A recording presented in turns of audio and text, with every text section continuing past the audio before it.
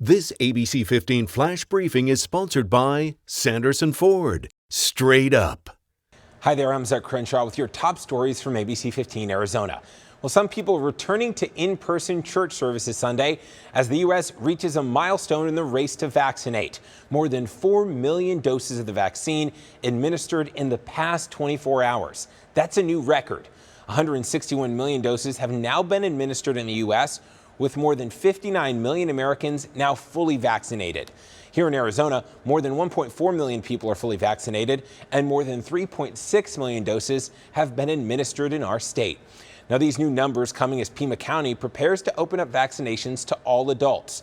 Residents 16 and older could get a vaccine in the past at a state-run site at Arizona, but at county-run sites or other locations in Tucson, adults had to be at least 55. Starting tomorrow, that all changes. At 8 a.m., Pima County will join the rest of Arizona's counties for adult vaccine eligibility. Also happening tomorrow, some changes to vaccination sites. Starting Monday, the site at State Farm Stadium will change its hours to operate only overnight. Now, this comes as the state opens up another location indoors at Gila River Arena. Vaccinations will begin there April 23rd from 7 a.m. until 7 p.m. Also Monday, the vaccination site at Chandler Gilbert Community College is moving to a new location. It'll be an indoor drive-through at a warehouse near the Phoenix Mesa Gateway Airport. Keep this in mind. If you received your first dose at that community college, this is likely the site you'll be scheduled for your second shot. Then on Tuesday, the Yavapai Apache Nation is partnering with the Arizona National Guard for a vaccine drive-through.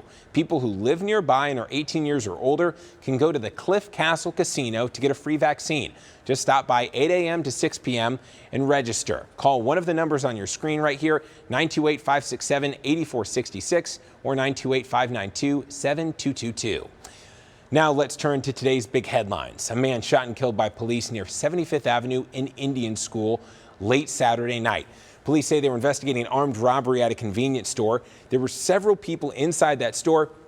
Police say the suspect had a gun and pointed it at officers. That's when one officer fired and shot that suspect, who was taken to the hospital but later died. No one else was injured. We're working to learn more about that shooting. Also, a man hit and killed on the US 60 last night near Alma School. DPS telling us a driver was in that left emergency lane trying to pull a stranded car with a tow strap. As the driver was pulling into the HOV lane, someone smashed into the car being towed.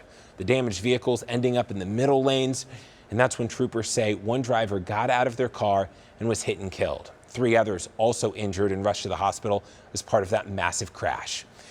And the man accused of killing a 10-year-old girl during a road rage incident now in the ICU. He was hospitalized after a fight with another inmate at the Lower Buckeye Jail. You may remember nearly 2 years ago today, Summer Bell Brown was in the backseat of a car when detectives say Joshua Gonzalez, angry at the other driver, shot into that vehicle, killing that little girl. MCSO now trying to figure out how Gonzalez got into that fight and was hospitalized. Happening tomorrow, the trial of Derek Chauvin continues. Chauvin, that former police officer accused of killing George Floyd. The trial will resume with more state witnesses, including Chauvin's former boss. The chief of police also expected to testify about how Chauvin's actions defied police protocol. Also taking a stand tomorrow, an ER physician at the hospital where Floyd's body was taken. Are you looking for a job? Well, Tuesday, Talking Stick Resort is having a job fair, and it's looking to fill more than 200 positions at its sister property, Casino, Arizona. They need everything from hotel concierge to line cooks to bartenders and medical ER technicians. For a full list of job openings, check out their website. Tracking your most accurate forecast on this Easter Sunday. I'm meteorologist Jorge Torres, and it was a hot Easter Sunday with a high of 98 degrees here in the valley. That ties the record for this date that was set back in 1961. That also makes it the third hottest all-time Easter day here in the valley with a high of 98. The record, though, still 100 degrees set back in 1990. But we are expecting a gradual, and I mean gradual, cool down. Highs will still be above average for the next 7 days. But tonight, lows in the 30s and 40s up in the high country and along the rim and across the lower elevations. Lows generally in the 50s and 60s. But tomorrow, still hot in a few locations. 100 in Yuma, 101 in Lake Havasu. And across southern portions of the state, still hot, just not as hot. Anywhere from 94 to 97, 70s and 80s, though, up in portions of the high country.